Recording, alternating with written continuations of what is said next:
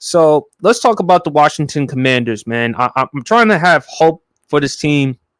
I don't know if you saw my episode last week. I said Ron Rivera got to go. I feel like he's the older version of Brandon Staley. He doesn't know a damn thing what he's doing. I mean, with some of his play calling, some of his decision making. How do you feel about Washington overall? Well, the main reason why y'all went out and got Eric Bieniemy is so you can liven up the offense, if I'm not correct. Yes. So, and Ron Rivera, I think he set the tone on a very, very bad term when he called out Eric Bieniemy in the media. I think it was Mm-hmm. before the season even started. That Yes. set a bad tone when he said he was coaching the team a little bit too hard. Number one, that shows of lack of unity. Because why would you, as the head coach, call out your offensive coordinator?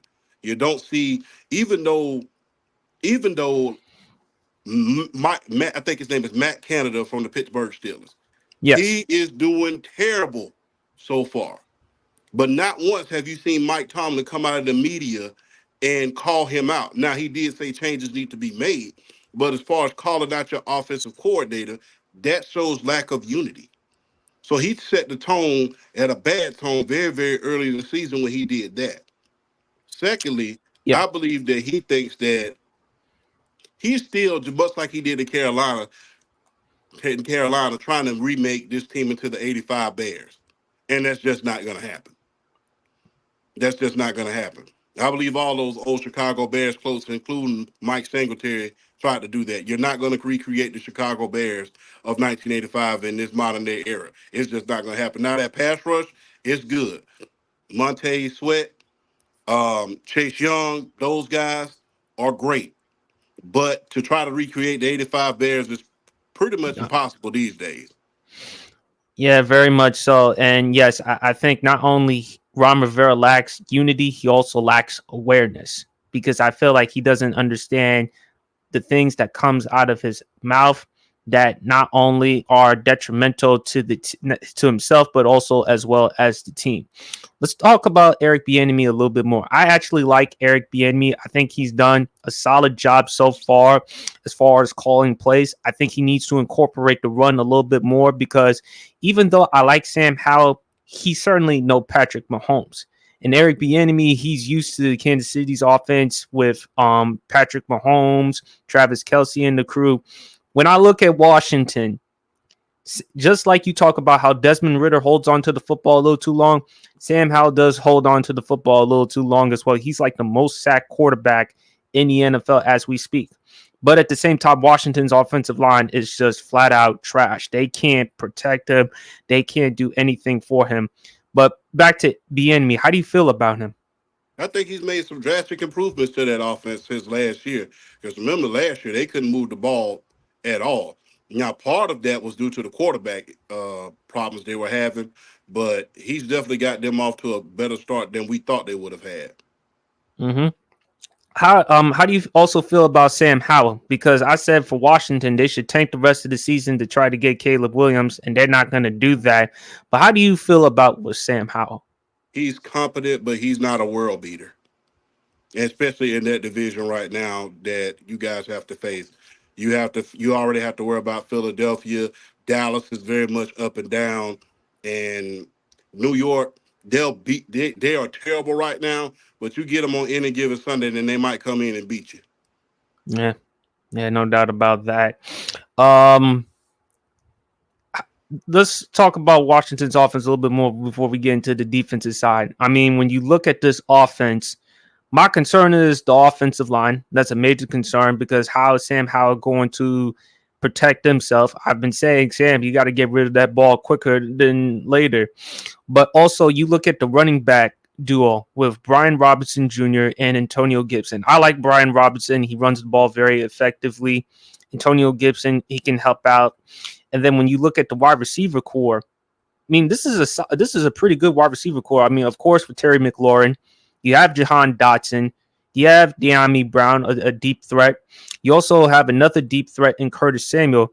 Logan Thomas, I like Logan Thomas, but at the same time, he's getting up there in age, and I think Washington needs to get a tight end in next year's draft. So, how do you feel about Washington overall offensively? Overall, offensively, they have the talent at the skill position. It's just the line.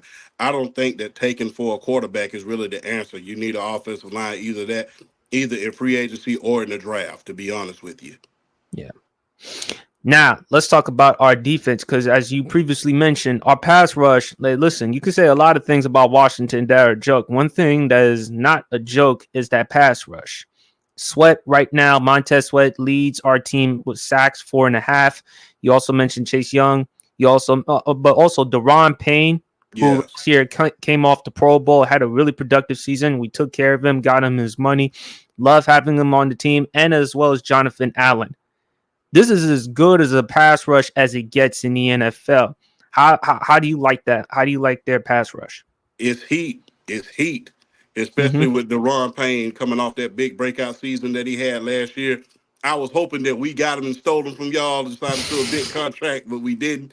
But Deron Payne, those defensive linemen are no joke. So hey, Oh, that he's a defense monster. is monstrous. He's monsters. But my concern, however, man, on the defensive side is our pass defense. We haven't been doing a good job shutting down wide receivers. I mean, last week, DJ Moore of the Bears had 8 receptions for 230 yards and 3 touchdowns. And look, we got some young DBs like Emmanuel Forbes. I like Forbes. He's young, but the problem with him prior to the draft was his weight, his size. He needs to bulk up a little bit. And also, I thought for the Commanders, they should have drafted Christian Gonzalez out of Oregon, even though Christian Gonzalez is out for the rest of the season. But I like Christian Gonzalez more because he had the speed, but he also had the size. And before the season was over for him, he was playing pretty well. Definitely in the discussion as far as with defensive rookie of the year. How do you feel about their secondary? Secondary definitely needs some work. I'm surprised you guys did not go out and draft Joey Porter Jr. as well. That Yeah, would have been a great pickup. but he went to Pittsburgh. You know, his father. The irony. Yeah, the irony, and also too, man. Washington. I mean Pittsburgh. They took Joey Porter, and they also took Darnell Washington, who I thought Yes, they that did. Washington could have had because we needed some depth at the tight end position.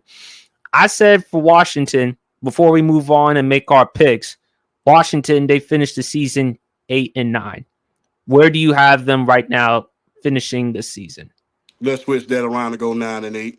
I think they'll get that. I Wow. think I think they'll get Dallas. I think they'll get Dallas, and I think they're gonna get the New York Giants as well. So depending on, especially with Dak right now, Dak is a turnover machine right about now. So depending on how quick that pass rush can get to him, he'll throw you at least one or two of them a game. Mm, mm. Now you have them going 9-8 this season. 9-8 this season. Do you see them finishing second or third? They'll finish. This is a hot take. They'll finish second behind Philadelphia. Wow.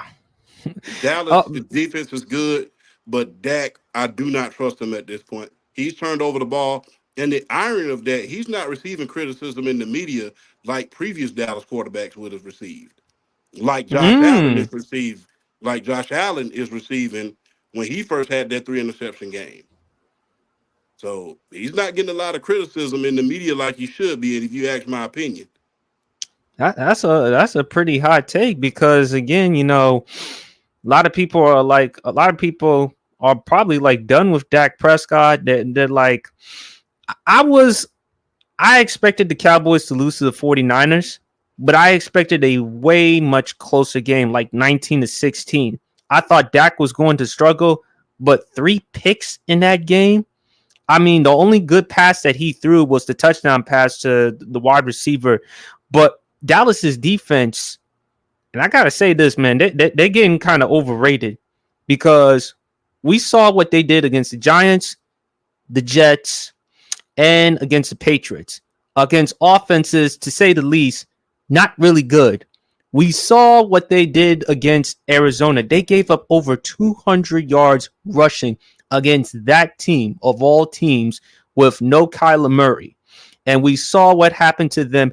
Now, in fairness, it was the San Francisco 49ers offense Kyle Shanahan is as good as a play caller as it gets. Micah Parsons had a long night going up against Trent Williams, who, by the way, is an OU dude. Love me some OU. So it's going to be long, but you got Washington finishing second over Dallas. I mean, that's shocking because prior to the season, I actually had Dallas finishing the division as number one because it's hard for a team in that division to win it back-to-back years. Yeah, but if you really look at it, Philadelphia is off to a great start.